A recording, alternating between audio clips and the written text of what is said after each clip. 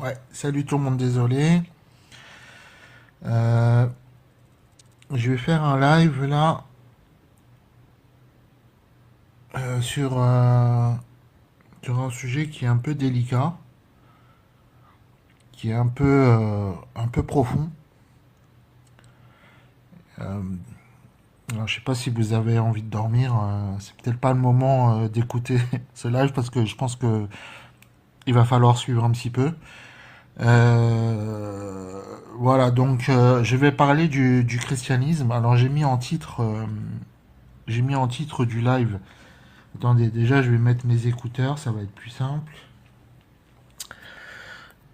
Euh, J'espère que vous m'entendez toujours. J'ai mis un écouteur. Voilà, donc attendez, désolé, je lance le live là juste à l'instant. Ouais, là j'ai pas trop envie de dormir, donc j'en profite pour faire ce live. C'est quoi ça? Voilà. Donc je vais parler. Alors quand j'enlève mon doigt de la caméra, je sais pas pourquoi on voit toujours ce qu'il y a derrière. Je sais pas pourquoi. Voilà. Donc je vais parler du christianisme. Je réagis surtout par rapport par rapport à l'actualité et certaines personnes dans les lives TikTok qui parlent du christianisme en France, plutôt du catholicisme. Donc Zemmour, par exemple, a dit que la France était catholique.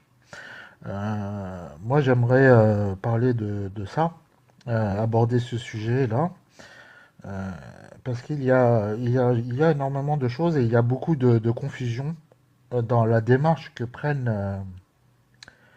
les Français pour critiquer la religion en général. Et je rappelle, l'islam est une religion. Comme je rappelle aussi que le catholicisme est une religion, comme je rappelle le judaïsme est une religion. Donc en plus ce sont trois monothéismes abrahamiques. Donc, euh, donc, quelque part, euh, donc quelque part tout cela est relié ensemble. Et bah, on assiste à un peu tout le monde se crêpe le chignon dans les lives. Et puis je pense que ça reflète aussi la société. Moi c'est toujours ce que j'ai connu en France. On se crêpe le chignon entre la droite et la gauche, entre l'islam, sur l'extrême droite, sur l'extrême gauche, sur le judaïsme, sur le christianisme, sur l'islam. Tout ça, moi, je sais pas, moi je vais avoir 49 ans bientôt.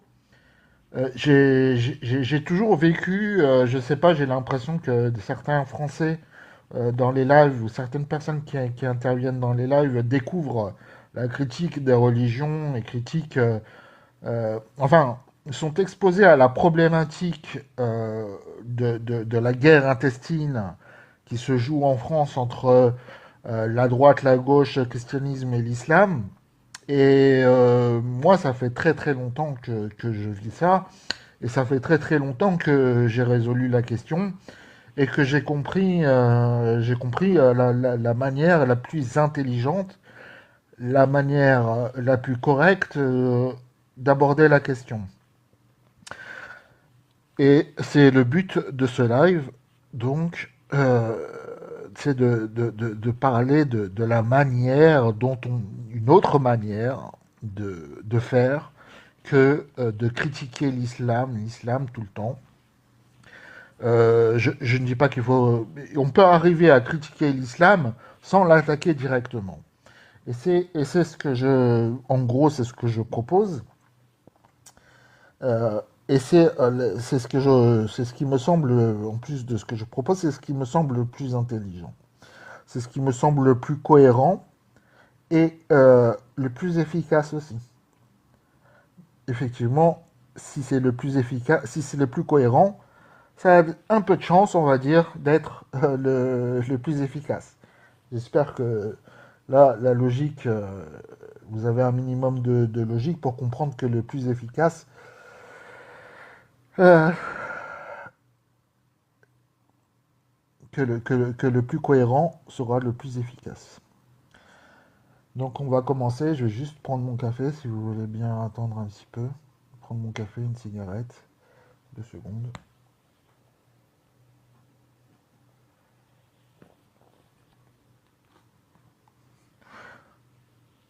Donc c'est un peu compliqué de savoir par où commencer, mais pardon, c'est un peu compliqué de savoir pour commencer, mais si vous regardez l'image, alors je sais pas si l'image de fond s'affiche bien parce que je maîtrise pas bien TikTok, donc j'ai l'impression que mon image de fond là, on la voit pas bien, elle est associée à ma personne, mais elle est pas en... Bref, j'ai l'impression que vous voyez pas bien en arrière-plan l'image que je voulais montrer. Il y a dans cette image, il y a les thèmes j'aimerais aborder en général. Alors, je vais essayer de faire durer ce live jusqu'à 3h30, 1 heure à peu près, pour que ça tienne pour que ça tienne euh, en longueur, pour que je puisse la publier ensuite sur TikTok. Parce que TikTok n'accepte pas les publications. Avant c'était 10 minutes, maintenant enfin moi j'ai la possibilité, je sais pas si c'est lié à mon profil, mais moi je peux partager des lives maximum d'1 heure, donc 1 heure c'est quand même pas mal. Donc je vais essayer de tenir jusqu'à on va dire 3h30, d'expliquer tout ça le plus clair possible. Donc voilà, donc d'habitude je mets en image de fond, alors j'espère que je vous la verrai. Moi, si vous pouvez me dire si vous voyez en image de fond ce que vous voyez en image de fond. Parce que moi, je vois un tableau avec des plus pour inviter des personnes. Mais je sais pas si vous voyez la même chose que moi. Donc, euh, donc je sais pas ce que vous voyez, mais aujourd'hui, ce qu'on va aborder, c'est un des thèmes qu'il y a sur l'image de fond, que je voudrais qu'il soit en fond, c'est l'implicite sacré. L'implicite sacré, je rappelle, je vous explique un peu ce que j'entends par là. L'implicite sacré, c'est tout ce qui n'est pas dans les textes, mais c'est ce qui est propre à la culture, à l'identité d'une religion, mais qui n'est pas dans les textes. Donc, c'est une identité qui s'est forgée en dehors des textes. Alors, il y a beaucoup de...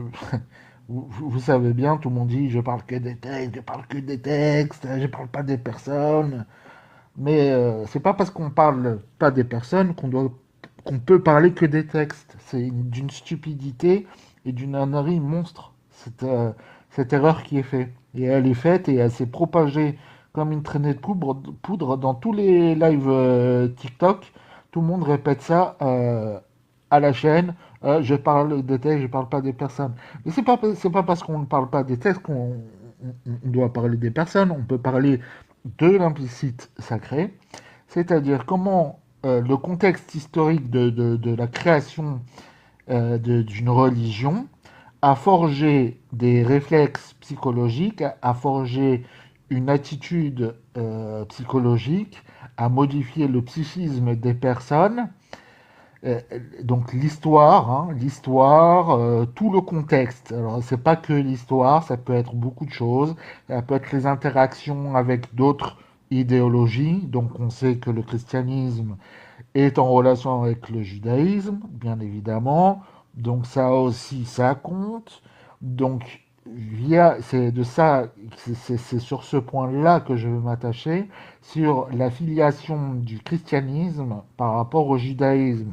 Comment cette filiation, ce qu'a créé cette filiation sur les implicites sacrés. Les implicites sacrés, c'est l'identité qui n'est pas dans les textes. Tout n'est pas dans les textes. La culture ne dérive pas que des textes, mais elle dérive de l'histoire de la religion. Elle dérive de comment elle s'inscrit dans le monde. Et en fait, les personnes font l'erreur, les personnes qui veulent critiquer la religion font l'erreur.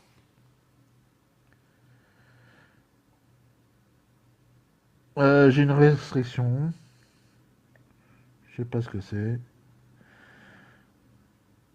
Euh, je sais pas ce que c'est, j'ai contesté là. Ouais, je sais quoi le problème là. Voilà. Pendant 10 minutes, je vais pas pouvoir recevoir d'autres personnes, mais j'en ai rien à faire. Fait que, fait que TikTok. Donc, ce que je voulais, là où j'en étais, c'était que c'est pas possible d'être interrompu comme ça par des bêtises qui ne veulent rien dire. On espère qu'il y aura une nouvelle application, j'espère française, qui sera beaucoup plus simple et qui permettra de faire ce qu'on veut parce que là, c'est vraiment une catastrophe TikTok sur certains points. Bref, c'est un autre sujet. Donc l'implicite sacré, je reviens à ce terme, l'implicite sacré dans le christianisme, quel est-il? Chaque religion, chaque religion a un implicite sacré. Le judaïsme a un implicite sacré, l'islam a un implicite sacré, le christianisme a un implicite sacré. Ça veut dire quoi? Ça veut dire qu'il y a des grandes directions euh, qui infusent au sein des personnes qui suivent cette religion, sans que ça soit dans les textes. Mais c'est ce qui découle du contexte, comme j'ai dit, du contexte dans lequel s'inscrit la religion, les interactions avec les autres idéologies, le contexte historique, etc. etc. Si vous voulez, c'est l'implicite sacré, c'est euh, la culture, les pensées directrices qui fondent l'identité d'une religion. C'est, par exemple, si je donne un exemple, euh, euh, que dans le christianisme, ou plutôt que dans le christianisme, je vais donner un exemple, que dans le christianisme, on critique comment dire, qu'on critique l'homosexualité, je veux dire que c'est dans les textes. C'est dans les textes. Mais est-ce qu'on peut dire que chez les personnes qui sont catholiques, elles sont anti, qu'elles sont contre l'homosexualité, qu'elles condamnent et non, non, non. C'est est-ce que pour eux, si on leur demande si tu es catholique, qu'est-ce que ça veut dire pour toi? Il va pas dire pour moi c'est de condamner les homosexuels. Non, c'est absurde.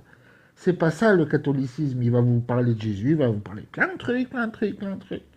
Et surtout, plein de trucs, il va pas vous parler aussi de choses qui sont réelles. Parce que vu qu'il est dedans, il n'a pas le recul nécessaire pour s'analyser lui-même. Par contre, si on demande à un chrétien, par exemple, de critiquer le judaïsme, bah, là, il va trouver. Là, il va dire, si on lui dit qu'est-ce que c'est pour toi être juif, eh ben, il va dire être juif, c'est quelqu'un qui, bon, on va le traiter d'antisémite, possiblement, il risque ça, mais pardon, 2 secondes, il risque ça, mais il n'empêche qu'il aura raison. Il n'empêche que, bien, en général, il met pas la forme, mais il aura raison. Il aura raison dans ce qu'il dit. Il va critiquer les personnes et là, il aura tort. Mais c'est pas pour ça qu'il peut, qu'il doit se reporter sur les textes. Non. Il peut se reporter sur justement l'implicite sacré. Et en général, quand on parle d'implicite sacré, les gens le prennent pour du racisme. Parce qu'effectivement, ça touche à leur identité. Alors quand tu vas critiquer l'implicite sacré bah, tu vas critiquer les personnes, mais non pas les personnes individuellement. Tu vas critiquer les personnes au sein d'un groupe. Encore une visibilité restreinte. Putain, c'est pas possible. Mais qu'est-ce que j'en ai à foutre de ces restreintes? Voilà, je l'ai encore contesté. Je sais pas si je peux envoyer des invitations, mais bon. Euh, donc les gens prennent la critique de leur communauté. C'est là où enfin de leur communauté, de leur groupe social. Ils vont prendre la critique du groupe social pour la critique d'un individu. Et ça, c'est un gros problème qu'on a dans les, de manière universelle, hein, chez tout le monde. Actuellement, le gros problème, c'est ça. C'est que il parle de critiquer soit des textes, donc là, c'est plutôt inefficace puisque critiquer des textes, c'est critiquer des textes, ni plus ni moins. Critiquer des personnes, donc, ou critiquer des personnes, donc, mais critiquer des personnes, c'est raciste. Non, c'est pas raciste, c'est un manque de recul. C'est un manque de compréhension d'un phénomène qui est avant tout social. Et donc, en général, il n'y a que ces deux possibilités. Les gens ne voient que ces deux possibilités. Ils n'ont pas le recul nécessaire pour voir aussi avoir une critique de l'individu au sein de sa communauté, on va dire, communauté religieuse, on va dire. C'est pas vraiment communauté religieuse, c'est culture religieuse, c'est origine religieuse, c'est plutôt ça. Donc, critiquer l'effet de masse, critiquer l'effet de masse dont ils sont les victimes.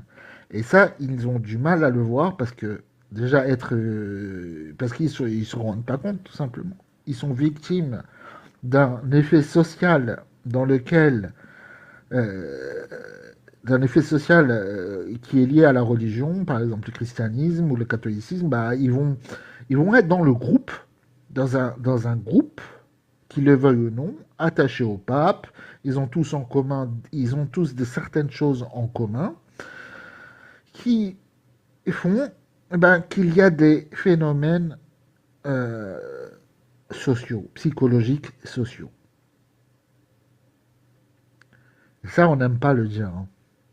Ça, on a beaucoup de mal à le dire parce que la société, dans notre civilisation, dans notre actuellement, tout ce qui est société, on ne critique pas. La société, c'est notre avenir. Vivons bien ensemble. La démocratie, euh, euh, la société, c'est quelque chose qui a été érigé euh, dans notre modernité, a été sacralisé. On ne critique pas la société. On ne critique pas les effets de société. Bah, tout simplement parce que on est déjà bien occupé à chacun vouloir s'en sortir, c'est-à-dire vouloir lutter au sein de la société pour sa survie.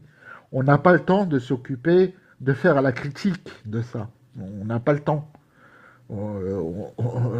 Psychologiquement, je parle en unité d'œuvre psychologique. Il n'y a pas de budget. Il n'y a pas de budget par rapport à ça. On n'a pas le temps.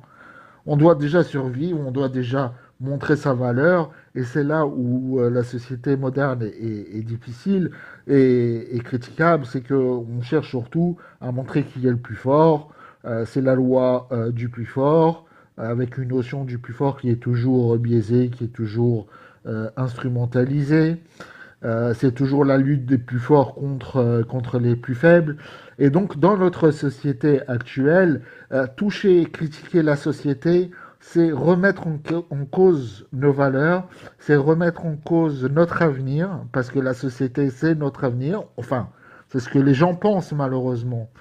La société, à l'époque moderne, nous sommes tous reliés entre nous, nous existons surtout à travers à travers le groupe auquel on appartient.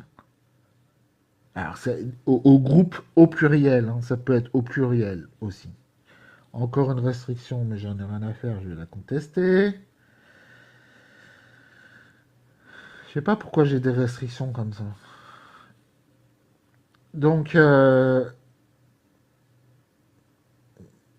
toute manière, je vais republier là, donc ça sert à rien de. Je crois que je sais pas comment. Bref, je me fous complètement qu'il y ait des invités ou pas. S'ils veulent venir, ils viennent. S'ils veulent pas venir, c'est pas grave. De toute manière, ça sera retransmis, republié.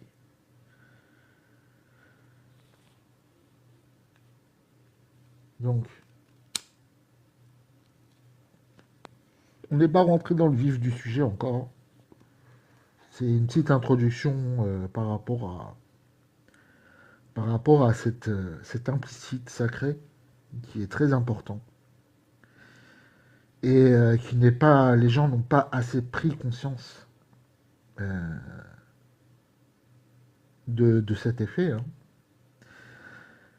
Et donc on va voir maintenant. Ben, c'est dommage. Bon, j'aimerais bien avoir des questions pour pouvoir affiner mes affirmations, mais c'est pas grave. Maintenant, on va rentrer dans le vif du sujet par rapport au christianisme. Alors, voilà. Alors, quel est l'implicite sacré dans le christianisme? Quel est un des aspects de cet implicite sacré dans le christianisme? Déjà, il faut revenir à l'idéologie. Il faut revenir à l'idéologie catholique. Alors, je vais dire chrétienne. Désolé pour les protestants, les baptistes, et autres évangélistes et toute et comment ils s'appellent ouais, et toute la clique. Les hérétiques aussi. Les hérétiques, les arotiques, de, du sud de la France, qui étaient pas catholiques, qui étaient des hérétiques, je crois. Donc eux qui avaient une conception complètement différente du catholicisme. Donc je parle pas d'eux, hein. Je parle du catholicisme et je les mets pas dedans. D'accord? Le protestantisme, je ne le connais pas assez pour pouvoir dire que. Mais de toute manière, Éric Zemmour l'a dit, la France est catholique, messieurs, dames. Donc, on va parler du catholicisme. Qu'est-ce que l'implicite sacré du catholicisme sur lequel un des implicites sacrés sur lequel je voulais revenir et qui va me permettre de développer la suite et l'ensemble de ma pensée et de mon analyse de la critique des religions en France. Donc, euh, il y a quelque chose de spécifique et que je vais rappeler le catholicisme, c'est quoi? En gros, c'est Jésus est venu, il y aurait eu un homme allant, qui serait né un juif, d'accord? Un juif, Jésus, qui serait le fils de Dieu, donc Dieu aurait descendu sur terre, qui aurait, alors l'Ancien Testament, bah, des Juifs, bah, il a plus trop d'importance. Alors je sais pas comment ils peuvent expliquer ça, c'est toujours obscur. Mais bref, c'est pas important. L'important est que bah, il a moins d'importance. En tout cas, quand vous attaquez un chrétien sur l'Ancien Testament, il va vous dire ah mais ça c'est l'ancienne loi. L'ancienne loi. Moi je prends. Ça me va comme explication. C'est pas le problème. Même si c'est la bonne loi ou l'ancienne loi, ou elle est bonne ou elle est mauvaise, ou je n'ai rien à faire, c'est pas ça le sujet. Le sujet c'est quoi? Le sujet c'est que à l'époque, ou un peu après, au IVe siècle, quand le christianisme s'est répandu dans le monde, comme l'islam est en train de se répandre, Eh ben, le catholicisme, à cette époque, par rapport aux juifs, il a désacralisé l'Ancien Testament. Il a désacralisé quoi? C'est la plus grande erreur qu'ils aient faite, et c'est l'erreur principale. Enfin, c'est pas une erreur, mais c'est une conséquence qui est pas bonne pour eux. C'est qu'ils se sont désolidarisés de la racine du judaïsme, et la Torah dans le judaïsme est sacrée. C'est ça, c'est très important. Je dis pas ça pour pour affirmer que c'est sacré, que la Torah est sacrée. Moi, je suis athée. C'est pas ça le problème. Mais à l'époque, euh, jusqu'à maintenant, le judaïsme, la Torah est la parole de Dieu.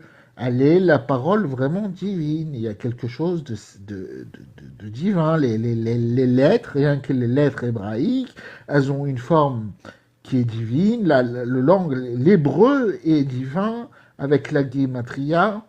Dans la Torah, je vous donne des petits exemples pour vous donner l'importance de ce texte pour les Juifs.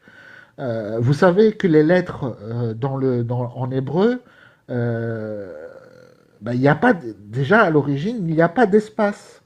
La Torah, à l'origine, c'est un seul et même mot. Il n'y a pas d'espace. Donc ça veut, vous voyez, c'est quand même bizarre. Donc on peut déjà, à la base, par rapport à la langue, il y a quelque chose de divin. L'hébreu, c'est pas une langue, c'est une langue sainte. Ça, vous ne verrez pas dans le christianisme que l'hébreu, c'est une langue sainte, puisque eux, ils se basent le plus souvent sur des traductions grecques. Et donc, on voit donc chez les juifs, et puis la langue est très importante. L'hébreu est très important. On peut pas. Il y a un des commandements dans enfin, un des principes, je suis pas un spécialiste du judaïsme pour vous dire exactement la source, mais c'est clair que dans le judaïsme, ça c'est sûr et certain, il y a deux choses qu'il faut conserver au fil des générations. Oui. Il y a quelque chose il y a un précepte de Dieu, hein, c'est divin, hein, je ne sais plus où c'est, mais c'est Dieu qui a précisé ça, qui a dit, dans votre deux générations, il est très important que vous conserviez deux choses. Déjà, d'une chose, la langue hébraïque, parce que c'est la langue sainte, vous ne pourrez rien faire si vous ne gardez pas la langue hébraïque, et vous connaissez les valeurs numériques des lettres et tout ça, tous ces arguments qui appuient la conservation de l'hébreu. Et d'ailleurs, les juifs ont réussi, quelque part, puisque l'hébreu est une langue, n'est pas une langue morte. Elle a donné naissance à d'autres langues, comme le yiddish. L'hébreu est parlé en Israël. Certes, ce n'est pas l'hébreu biblique, mais la structure grammaticale et le vocabulaire est semblable. Il y a de nouveaux mots dans l'hébreu moderne. Il y a des mots comme téléphone. Téléphone, ça n'existait pas à l'époque. On ne va pas dire téléphone en hébreu biblique, ça n'a pas de sens. Mais quelque part, l'hébreu, c'est bien conservé. Donc ça, j'ai dit, il y avait deux choses. Donc c'est la langue. Et la deuxième chose, c'est un truc bizarre, c'est les prénoms. C'est les prénoms. Alors les noms que vous appelez Zemmour, que vous appelez Choukroun, que vous appelez ce que vous voulez comme nom, sauf un nom. Il y a un nom qui est spécial, c'est Cohen, les Kohanim, et les Lévi. Cohen et Lévi, ce sont deux noms, deux patronymes, des noms de famille, là, je parle des noms de famille, et c'est spéciaux. Mais sinon, vous pouvez vous appeler Tayeb, vous pouvez vous appeler Ben Choukroun, ce que vous voulez, Enrico Macias, Macias, d'ailleurs c'est pas son vrai, Ben Guigui, vous pouvez vous appeler, le patronyme n'a aucune importance. Par contre, le prénom, lui, c'est important. Donc tous les juifs c'est pour ça que tous les juifs ont un patronyme juif, un patronyme hébraïque. Par exemple, moi je m'appelle Mordechai, Mardoché. C'était l'oncle de Esther dans l'histoire d'Esther. Donc je m'appelle Mordechai, je m'appelle Laurent, voilà, je lui dis, je m'appelle Laurent, j'ai pas de honte à le dire. Je m'appelle Laurent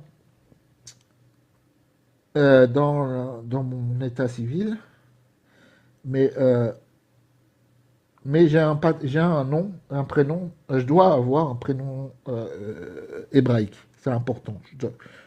C'est une obligation. Donc, voilà, pour le coup, je m'appelle Mordechai. Mais donc, c'est deux choses. Tout ça pour vous dire que dans le judaïsme, il y a des racines comme ça. Il y a des racines. Des racines.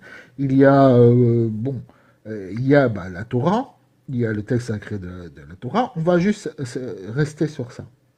La Torah, pour les Juifs, ça a été donné par Dieu à Moïse. Mais pour les catholiques, non, pas du tout. Pas du tout. Pas du tout, pas du tout. Pour un catholique, cette racine de filiation à Dieu n'existe pas.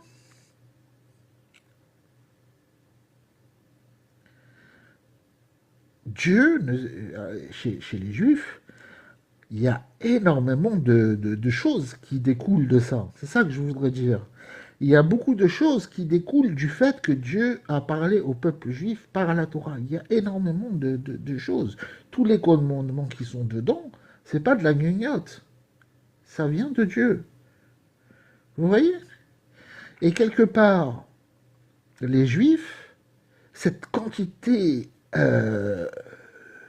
astronomique de conséquences qui découlent du fait que la Torah est divine, c'est pratiquement tout le judaïsme.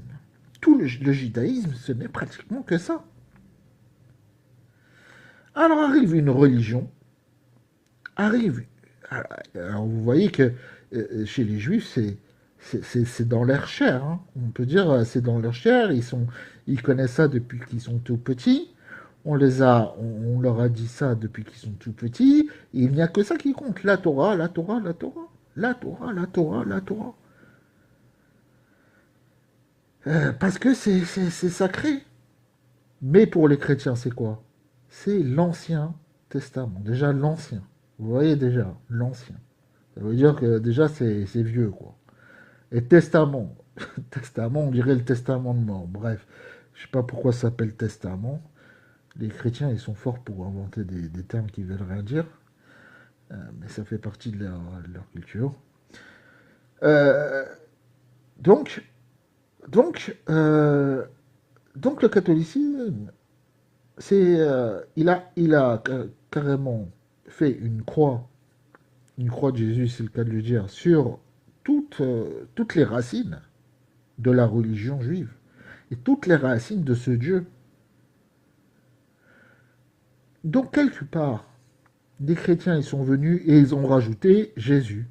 Ils ont rajouté Jésus. Jésus, l'amour de Jésus,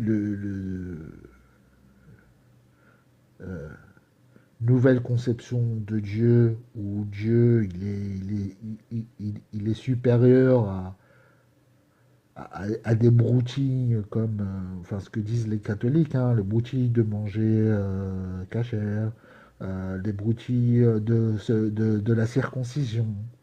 Tout ça, c'est pourtant écrit dans la Torah.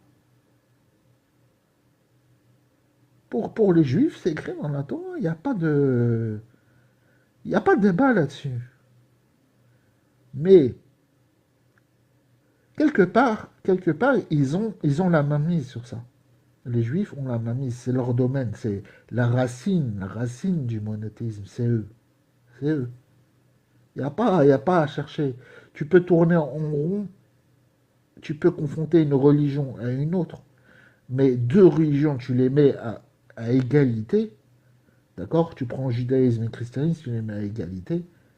Il y en a une, c'est la racine. Tu pourras tourner comme tu veux, mais il y en a une qui est la racine, et la deuxième qui découle.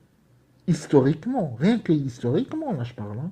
Je parle pas intellectuellement ou quoi. Je parle historiquement. C'est-à-dire que si les juifs n'avaient pas existé, il n'y aurait pas eu de chrétiens. Donc les chrétiens, ils existent grâce aux juifs. Ah, là on voit un implicite sacré, là. Là on voit un implicite sacré se dégager. Imaginez-vous dans quelle position... Alors, le christianisme a engendré beaucoup de morts et de meurtres sur des juifs à cause de ça. Hein. Et quelque part, c'est triste. Quelque part, c'est triste. Pour des broutilles, hein, pour des broutilles de religion. Tout ça parce que bah, la racine, c'est pas les catholiques. Vous pouvez tirer, vous pouvez dire ce que vous voulez, la racine, elle n'est pas catholique. Les juifs ont un savoir qui précède le catholicisme. Quelque chose qui précède le catholicisme, qui précède leur religion,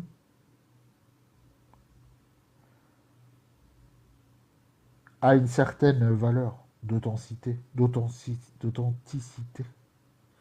Si le judaïsme est avant le christianisme, il y a moins de chances que s'il y a un Dieu qui existe, il soit perverti ou il soit modifié. Si on donne en termes de probabilité, la probabilité que, imaginons qu'il y a un Dieu qui ait fait une révélation, qu'il y a un Dieu, voilà, qu'il y a un Dieu abrahamique, on va dire, un Dieu abrahamique.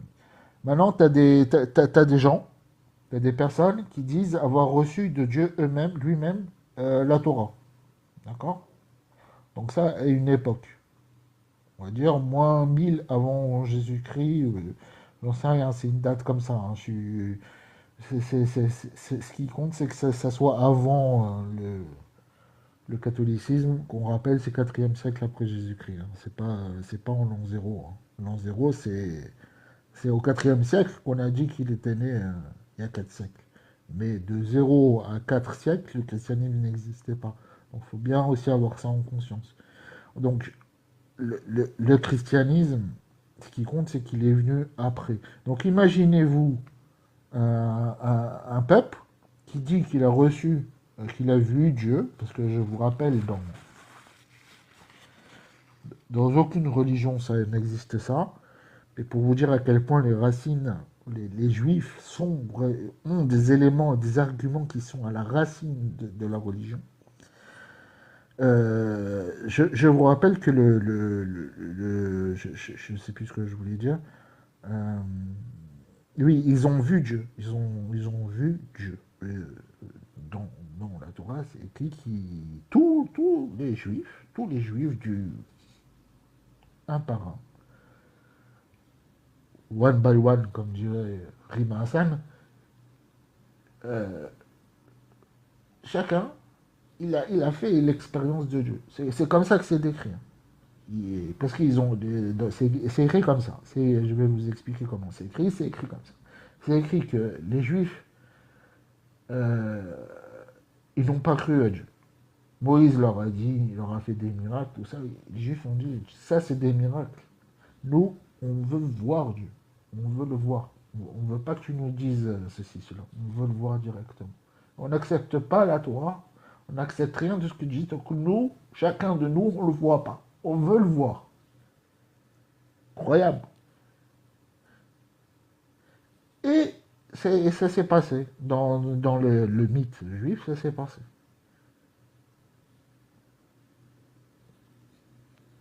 Dans le christianisme, ça n'existe pas cette histoire. Hein. Parce que déjà, l'Ancien Testament, on ne sait pas s'il est vrai ou s'ils entretiennent l'ambiguïté. On ne comprend pas bien ce qu'ils en pensent.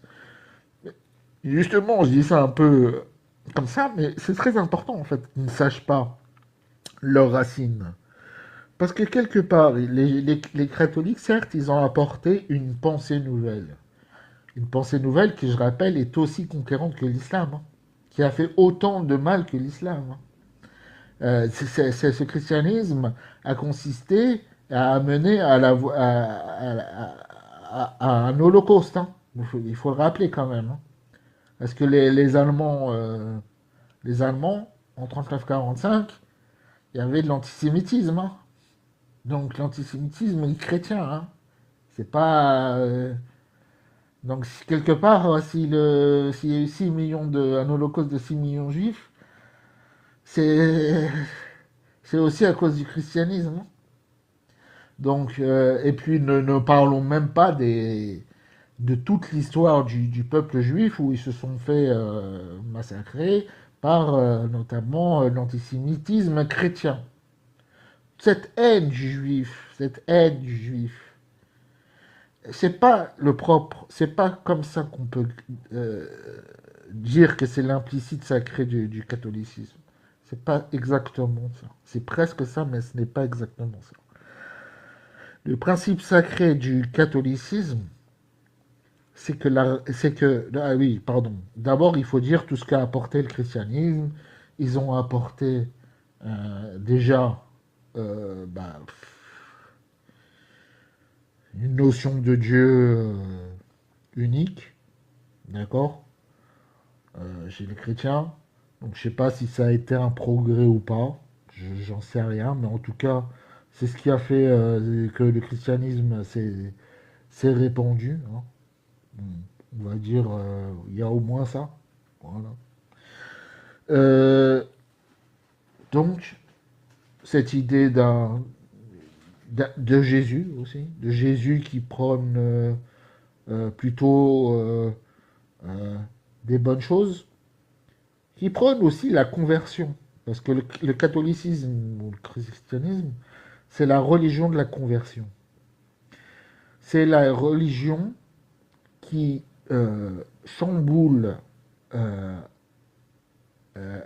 un, un système existant, donc un peu à l'image, ils ont chamboulé un peu le judaïsme, vous voyez. Donc c'est la remise en cause de certaines choses, c'est la permission irrévérencieuse d'ailleurs, et je ne sais pas si c'est une bonne chose au final, mais de critiquer et de se rebeller contre un ordre existant. Mais en fait, c'est pas une vraie rébellion, parce que il s'inscrit quand même dans la lignée, vous voyez. Et ça, c'est particulièrement hypocrite. Ça, c'est particulièrement hypocrite.